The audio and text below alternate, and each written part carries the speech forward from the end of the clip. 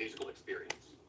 So that's not a full picture of their musical world, but no evidence where we can look. Beat synchronization is prevalent from the age of 3 years and 12 months. And you start to really start dancing when you're about 3 to 6 months, but when you are an infant... For the number of beats and the rhythm, yeah, as well as we could. So these are Maria's drum break stimuli, so they're all 2 bars long, they're all 128 beats per minute. They're all the same 3 MIDI drum sounds, hi-hat, snare, bass drum. And we did as well as we could controlling the number of on-sounds, because this overall, through that whole data set, varies from low to great job. To balance it out. But we only used one, so that was well controlled, especially for the low and medium. It's harder for the high. Thanks very much, John.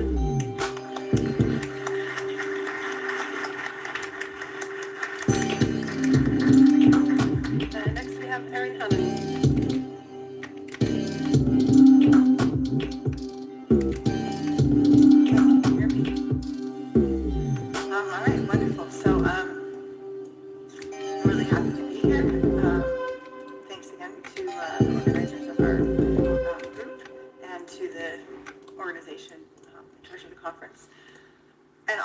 Thank you, Dan Cameron, for motivating why we should study development in order to understand it. It makes things a lot easier for me.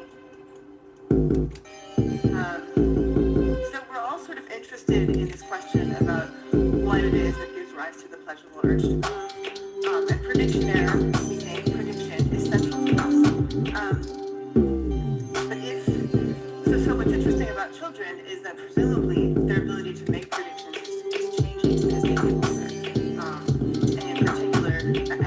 is, can we find differences between individual listeners and how they experience group based on their ability to make predictions? So, on the one hand, a lot of the developmental evidence suggests that there are some pretty impressive rhythmic abilities early, very, very early in neonates, premature neonates. There's neural entrainment to and of course, there's these studies showing that young infants will move to music. They don't move the beat, but they sort of seem to like it. So to the extent that we're defining groove as the pleasurable urge to move, infants are doing that part. And, as Dan mentioned, there's some evidence that at least they prefer dancing and moving and seem happier to do that to music that adults consider moving than to music that adults do not consider moving. They're exploring groove. This one was, they compare different levels of rhythmic complexity so the task is basically to children. To what Dan was using with the kids. The kids are told Bugsy is a drummer in a band and he needs your help picking which song he should play at a birthday party. He wants to make sure everyone's dancing and having fun. He needs your help to learn which songs make you want to move the most. And then the kids would hear the rhythm and then they would have to pick one of these categories. And we really worked hard with them during practice to make sure, we talked to them about their choices to make sure they're not just picking the one that they think is cool, but the one that's actually good for dancing. And I'll also tell you something about the beat perception test. This is a task we published recently where it's very much like the BAT, but it also has a measure of sort of sensitivity to measure level synchronization. So does it match the beat or not? So it matches either at the level of the beat, the measure, both, or neither. Also a story about a bug drummer getting evaluated to be a member of the band. And then we had a sustained beat perception task where we have the stimulus that is basically 6/8 or 3/4, and we have a musical context at the beginning of the experiment that tells them which meter it's in. It's very clear. Then they get this ambiguous stimulus for several seconds, and they have to just sit there and be ready, and then they get a probe. I think this is very similar. I think this is a good measure of something like syncopation because you have to kind of think about and generate a sense of the pulse when the acoustic information doesn't necessarily support that. Okay, I'm still running out of time. So with age, we see this kind of interesting trend across the low, moderate, and high complexity rhythms where definitely there's a change in terms of how they're reading the low rhythms. But the medium and high complexity rhythms, we're not really seeing this in the review kind of thing. snare. Too. And so what's interesting to hear, especially like in the last talk, we don't really see evidence that our youngest group is differentiating these at all in terms. I think they're all groovy. Is this because kids are unwilling to give low ratings to that bug? Because a lot of times kids do not like to say bad things about, people and other animals. So that's really what's helpful about these baseline trials is they're definitely giving lower ratings to the baseline trials. They particularly don't think the metronome is groovy. They also don't like the random one. But still, there's a trend for that to decline with age, right? So there's some effect there of just possibly they don't want to give low ratings. Yeah. You can also plot the data this children way. want to be when you nice. include the baseline trials, you have a nice inverted U-shaped function, but again, and the age trends you only see here. This is just a mess. And then our beat sensitivity tests, we see a correlation with age, which replicates our other findings. Not as much with meter sensitivity, which also replicates our finding. And then the sustained beat perception task is going in the right direction. It's not significant yet. And the beat perception task will correlate with each other, which is nice. Okay, so what you see here are different simple correlations between these beat perception tasks and these different groove ratings in these different complexity conditions. These are not big correlations, but the dashed lines show you the significant correlations. And weirdly, they're not maybe not weirdly, but there's not a big prediction except for this random. So they're more likely to reject the random one, the better they are at beat perception. I don't want to get too into this, but they do tend to have the kids with more social competence are more likely to reject the low complexity rhythms. And then I think this, kids who experience chills are also generally more likely to say that they experience groove for these medium complexity rhythms. And I actually decided because of Dan, the way that Dan plotted the data, what would we see if we did a similar different score approach? And it's a little bit different than what he reports, but we see a correlation with age for the moderate He's got versus some low, brr versus moderate. And then looking at the individual predictors, this is kind of an interesting effect here where basically the better you are at the sustained beat, so this is going to have to remember the beat without any acoustic evidence, the better you are at that task, the more likely you are to show a preference for moderate complexity rhythms, which I think is a little weird. I would have predicted the opposite. I would have predicted more complexity would be interesting. That the kids that are better at beat perception might be better at that. The better your beat perception as a kid, the more medium sounding I guess I will beats just say would that you it want to does hear. seem like the effects of rhythmic complexity on group ratings do seem to become more pronounced with age. I think our data are suggesting that so far. And it is interesting to ask why we don't see, okay, I'm done. We don't see inverted U-shape with these stimuli. We can talk about that maybe later. Okay. Yes, and thank you to everybody who's helped with this research. Thank you.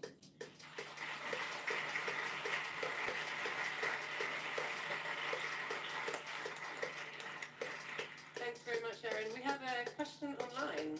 Great.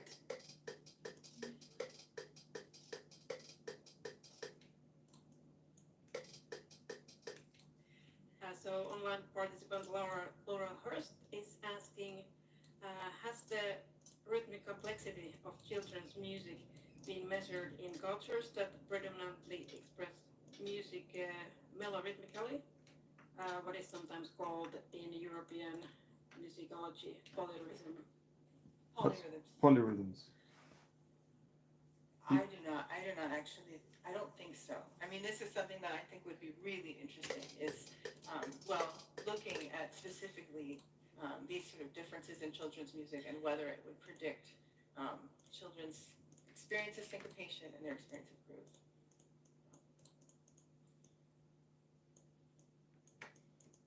Any other questions? If not, then I might ask it. Question. What do you think is happening about the difference between medium and high? I wonder if it could be the stimuli. So I think Olivier Sen's stimuli are different to some of the stimuli that are showing the U-shape.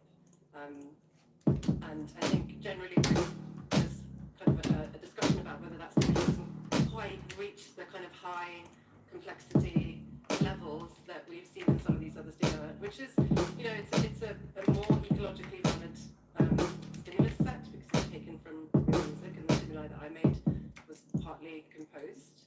But it's kind of a chicken and egg question, right? Like, does real music not have these high levels of complexity? Just because why would you have these high levels of complexity in real music if you're making groove music? You just wouldn't. So I just wondered if you could talk a little bit about the stimuli. So we chose these stimuli because we liked that they were a little bit lower in complexity. And I agree, like I can tap to all of them. I don't have a problem tapping to them, even the highly complex ones. And I know some of these stimuli, that's not the case, right? So we thought that children would be less complexity, and that we might see the inverted U shift over a little bit. And so that's why we chose them. And so maybe that's why we're not, we definitely see their groove decline when we give them the random rhythm. Yeah, I think that's a really good point. Any other questions from the audience? No? In that case, thanks very much again, Erin.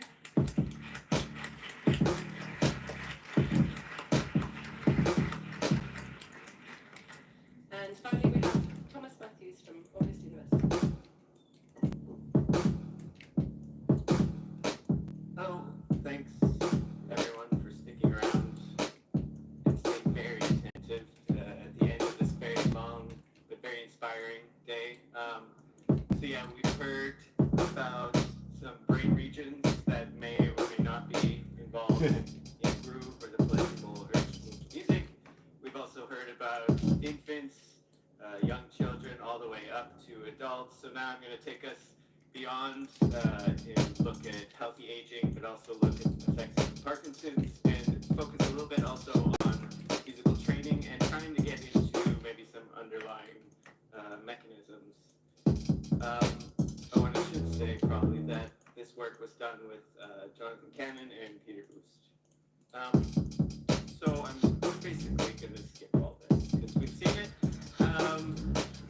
Just to say that, yeah, I'm focusing on the urge to move, not so much the pleasure, focusing on using syncopation as our metric of rhythm complexity. I did show effects of musical training. Others, Dan Cameron does not. And again, shout out to Victor, the effects of age and Parkinson's. But to start, I wanted to look a bit deeper into these intergroup, interpopulation, but also inter-individual differences. So I basically just pooled data from a bunch of studies using the same stimulus, so 5 studies in all, 3 online, 2 in-person rating studies. And here we use these, all these studies use these chord rhythms. So basically the piano chords delineate the rhythm. You have a hi-hat. I'm not going to play the audio for many reasons, including your own. But basically, you can all read music. It's, medium complexity is like a clave, song clave, and then low complexity, we just took all those syncopations and put them back on the beat. For high complexity, we just move them further off the beat.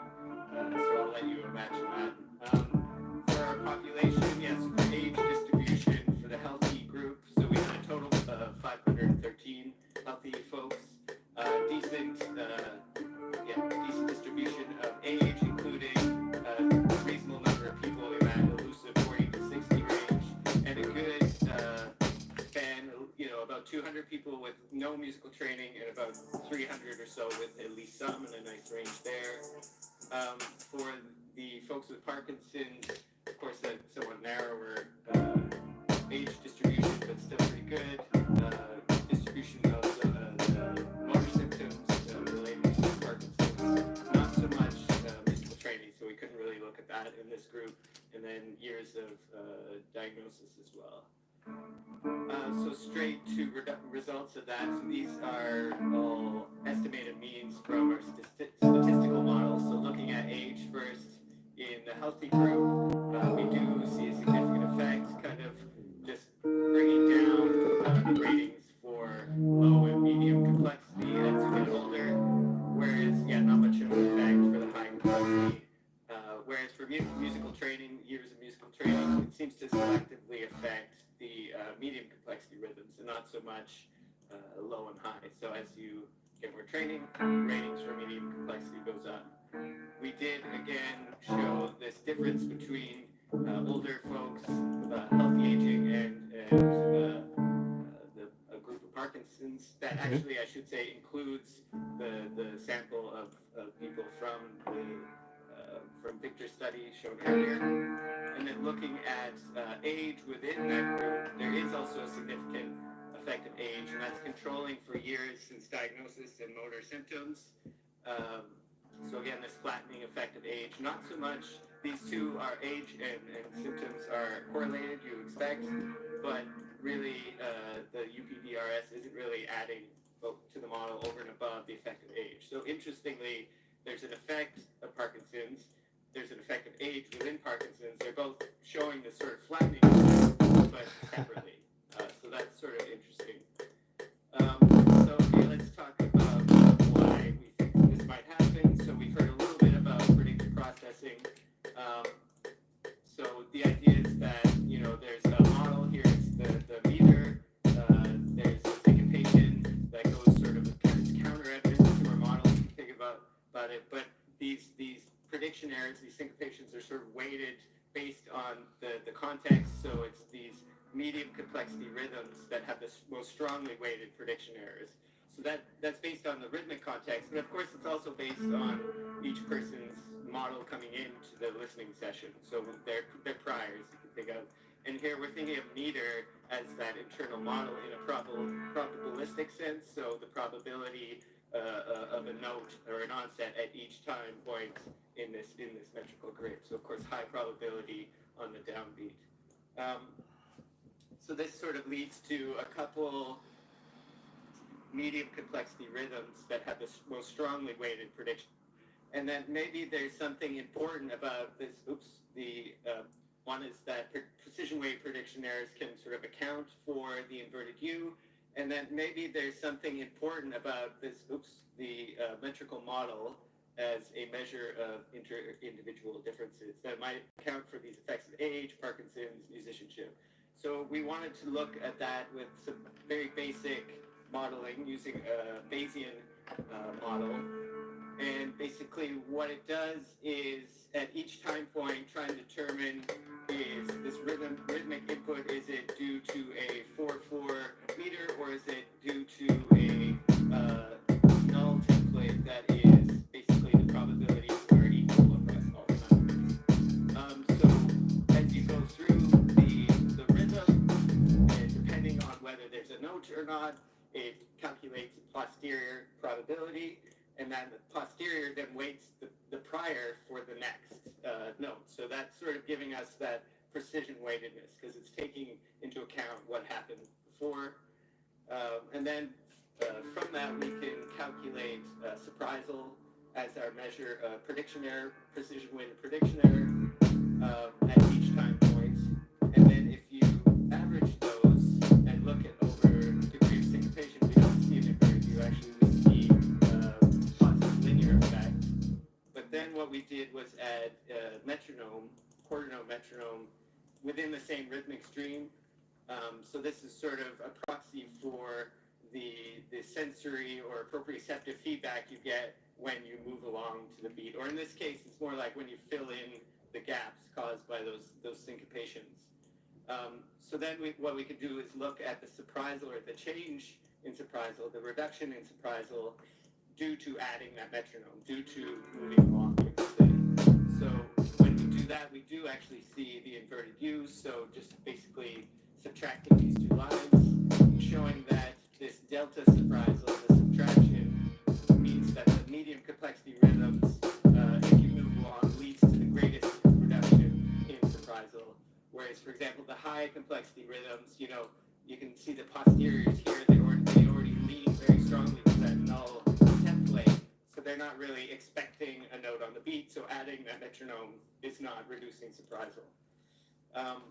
So basic first conclusion there is that it seems to be this potential to reduce prediction errors that might be accounting for this inverted U. And in this case, reducing prediction error specifically by filling in those gaps. And I can come back to that a bit after. So now we have this delta surprisal measure, sort of a simulation of ratings, urge to move ratings. So then we can think about what about this inter-individual effects in terms of the prior, in terms of the metrical model. So we parameterized sort of metrical model strength in two different ways. One is meter persistence, and the other is metrical contrast. So meter persistence here is sort of how, over time, while you're listening, how tight of a grip do you have on that metrical model or the null template? Is it sort of loose and it can just flip back and forth as soon as you get any sort of counter evidence, or do you have sort of a tighter grip where it takes a big, strong prediction error to shift you off that 4 meter and think, this is just random notes. So that's sort of over time, whereas metrical contrast, these names are still, maybe being improved upon. Metrical contrast is more about sort of the content of the model that you come in with. So you have very big differences between the probabilities between the what's on the beat and what's off the beat. And again, so these are sort of per person, almost like trait sort of measures that each person comes in with. And if we just do a sort of quick grid search of this parameter space, we can see that increasing meter persistence leads to more of an inverted U, increasing metrical contrast leads to more of an inverted U, so seem like decent parameters to start looking at. But then sort of a better approach is, of course, to do some parameter fitting. So find persistence and contrast values that minimize the difference between our simulated ratings, the delta surprisal measure, and the actual ratings. So using root mean squared error as that metric to sort of minimize as we fit the simulated ratings to the actual ratings. And using that set of ratings that I showed before at the start. So we can do that in 4 models. One is sort of our null model where we ignore inter-individual differences and just fit the model on all the ratings at once. Or we can do it per participant, so fitting the model, fitting the parameters per participant, either both parameters free or fixing one or the other.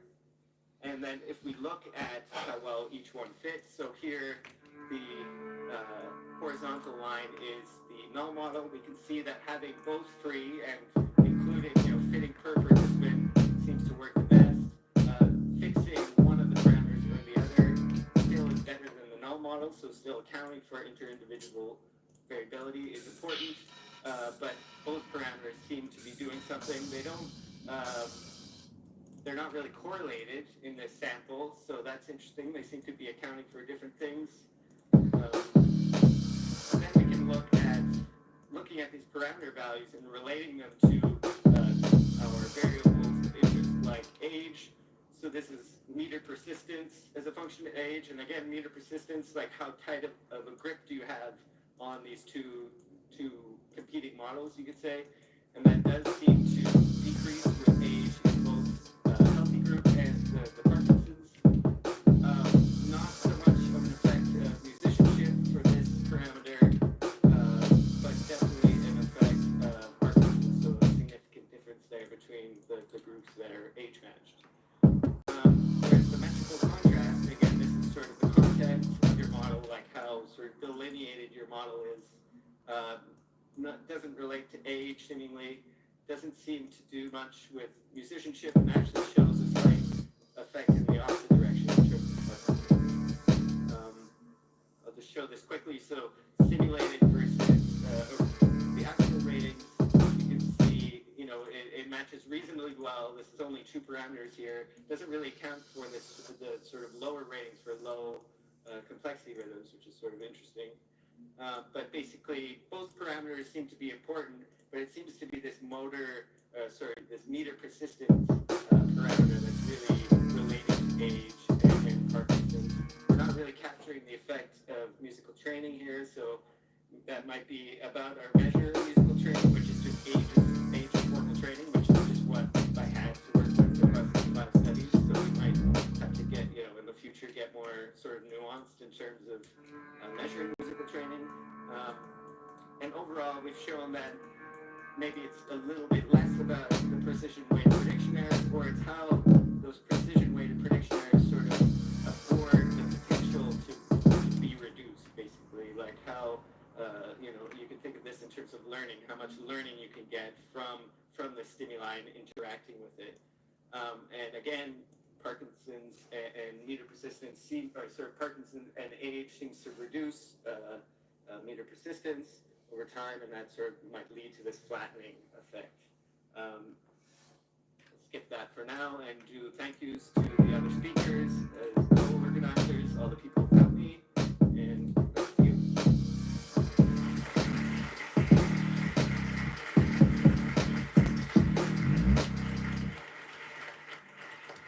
Thank you so much, Thomas. We have time for questions. Already want someone in the front, and I can see Ed in the back as well. Thomas, that was very good. You showed the effect of age, which tended to flatten the curve, and you showed musicianship, which tended to heighten the curve. And I'm wondering about the interaction between those two. If you're an old musician, for instance, might be some in the audience. Which one wins, right? Yeah. I mean, and I think I'm trying to think, there's a paper that I can't find, unfortunately, I don't remember, that suggests sort of a protective effect in this way of musicianship in relation to age. But we didn't see an interaction, I don't think, but I probably shouldn't say that because I'm going to go home and look for it and it's going to be there. But yeah, so I don't think there is one. But of course they're correlated, so we sort of control for each of them when looking at each effect. Whatever that interaction is, based on your modeling. Right. Right. But my other thought was, could you imagine that this is somehow accounted for by differences in the weight you give to more schematic versus more theoretical expectancies, right? Where musical training might enhance your model, therefore you're better at schematic, but with age you tend to rely on your old patterns that you've already learned, and therefore just listening to your favorite songs over and over and over. Grip on the vertical expectancies, which might therefore flatten the curve. Yeah, so I guess that suggests like training paradigm or something. They hear these repeat 4 times. I guess everyone's maybe sort of familiar with like claves generally, but I guess we're sort of leaning more towards schematic for sure, and then maybe through the course there's 10 seconds they get the veridical effect, which I know like just for grapple I would never use repeating rhythms for this reason, but yeah, so I think that's a great future direction for sure. Thanks. Thanks, Robert. Ed, yes, go ahead. You need a mic.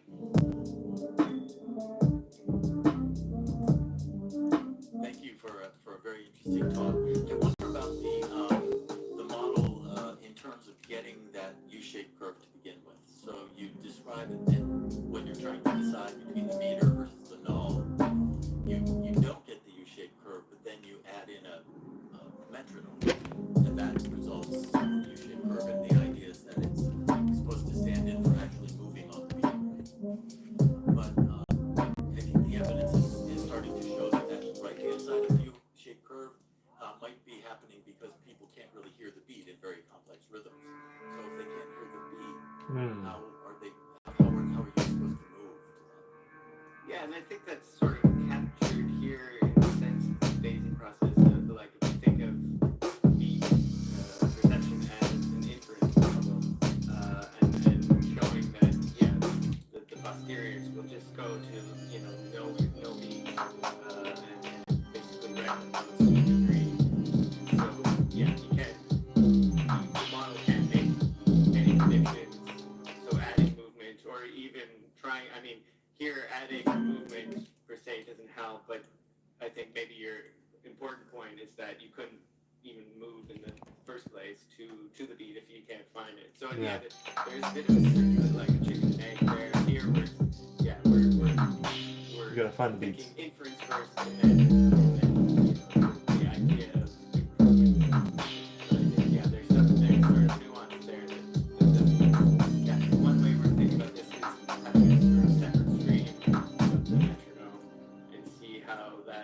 So if you remove the probabilities related to the metronome and just look at its effect on the probabilities related to the input, that sort of gets a bit closer, I think. So that's sort of ongoing work. Okay, so they're trying to see if the model can see the beat perception, whether the model can obtain the beat from the music directly rather than what the people are perceiving. If that's what I understood correctly, at least I'm recording it now so I can watch it again.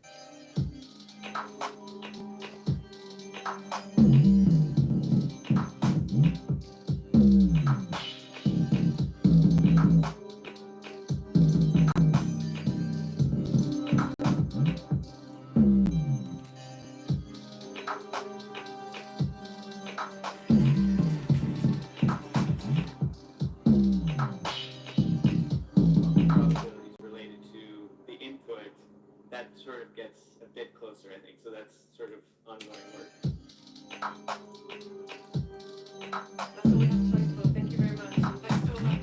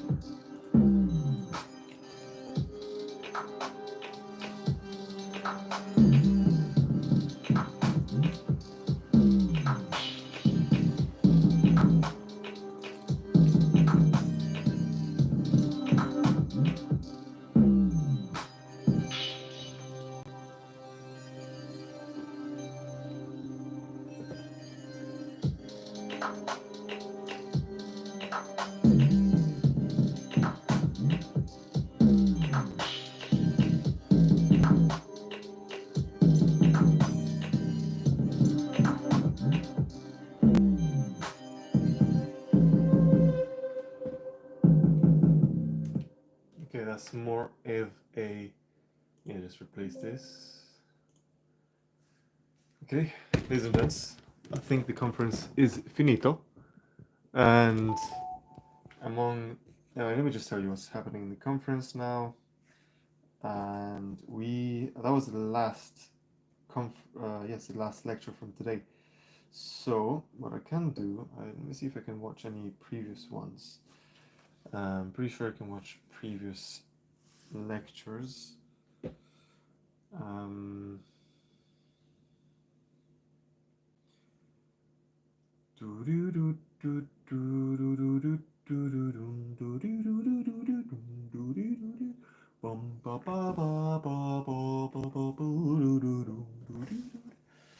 The Neuroscience Conference of Musica. So, let me just check how I can see previous recordings. I've asked this to the organizers.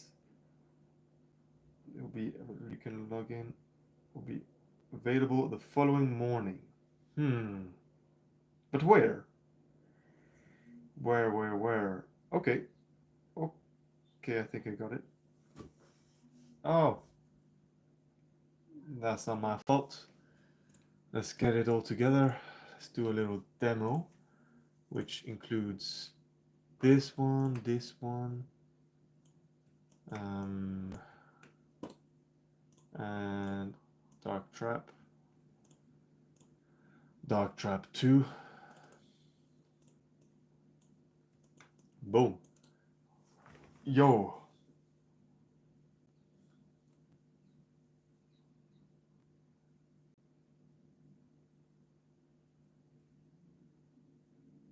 I think this is it. Symposium 1.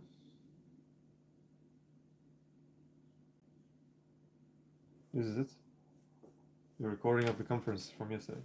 And also, I'm particularly pleased to open, actually, there are two symposia on singing, because this was and has been really a priority in my labs. It started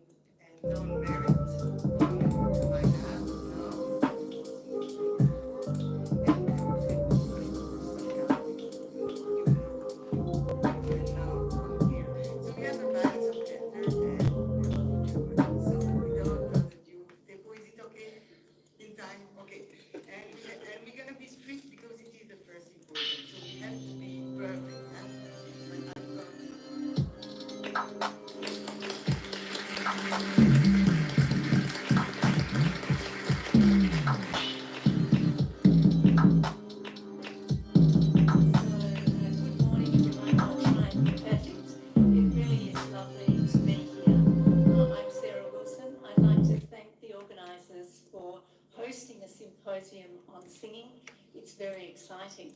I want to also call out my PhD student, Dan Yong, who you can see on the slide. A lot of his work featured today. He's in the audience here. And also to acknowledge Isabel, a long-standing colleague and friend who really set me on this journey when we worked together in Montreal back many years ago to look for genes for singing ability. So that journey at that time was really looking at the differences of the brains of expert singers. And Boris is going to talk to you about that in detail, but really just to note that at that time it was largely assumed that the differences were due to training, due to neuroplasticity. No one had looked at the role of genetic influences or considered the idea that perhaps these expert brains were different to begin with. And in fact, no one had even looked at the heredity of singing. So we really started from scratch. And we did that using a classic twin study design. We partnered with Twins Research Australia, who have a large national database of twins, and were able to draw many twins into this study. And before we could even really begin, we needed to ask the question, well, what makes a good singing phenotype? Because we know in behavioural genetics research it's garbage in, garbage out when it comes to finding genes. Garbage in, Traditionally, garbage in the out. field of behavioural Yeah, I know. genetics, people use deep phenotyping. They have multiple objective measures of the skill that's being looked at, and they combine those to get a precise measure. However, more recently, with genome-wide association studies, we're seeing increasing use of minimal phenotyping. Maybe one item self-report measures of the ability of interest, which don't always correlate well with the objective measure. So it really is important to get well-defined and precisely measured phenotypes. Okay, let's So go on to that Google end, now. in Dan's PhD, he started looking at what makes for a good phenotype, and we developed 6 criteria to really address this. Importantly, not conflate